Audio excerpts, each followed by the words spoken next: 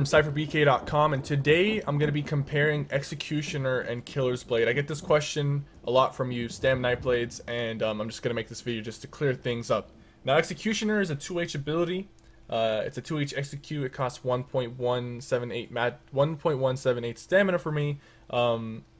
It does 2, 4, 5, 8 physical damage. So does the Killer's Blade, and it increases up to 300% against wounded enemies. While slotted, two-handed abilities deal 18% extra damage to low health targets. Now, it's really important to note that the 18% extra damage applies to your two-handed light attack, crit charge if you're using crit charge. It also applies to the Executioner itself.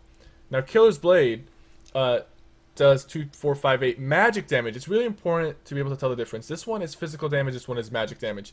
Now, we know in the current meta, magic damage is doing a lot less damage compared to physical. There's more ways to negate magic damage than there is to negate physical. So that, off the top, should point to which one will be doing more damage against most opponents. Now, it causes 300% more damage to low health targets. This is important.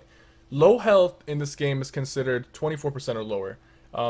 Executioner causes up to 300% more against wounded enemies. Now it scales up to 300%. It doesn't fully do 300% off the bat. It scales up to 300%. So Executioner wounded enemies counts for anyone under 50% damage.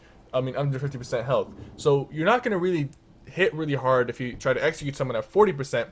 But the thing about Executioner and Killer's Blade, the reason why I prefer Executioner over Killer's Blade is because if you try to execute someone who's at 27% or 26% health with Executioner, you'll probably kill them. But if you try executing someone at 26, 27% with Killer's Blade will not do the damage, any execute damage. It'll do the initial 2, 4, 5, 8, and it might crit, but it won't kill your opponent. So it really requires you to have a skill shot with Killer's Blade to where you have to time it to where they're under 25%. The thing about today's meta is people have lower health nowadays. They lowered the health pool. People are running around with around 20k health on average. So when someone is at 25% health, most of the time, you can actually kill them with a surprise attack instead of any execute. So some people are dropping executes altogether.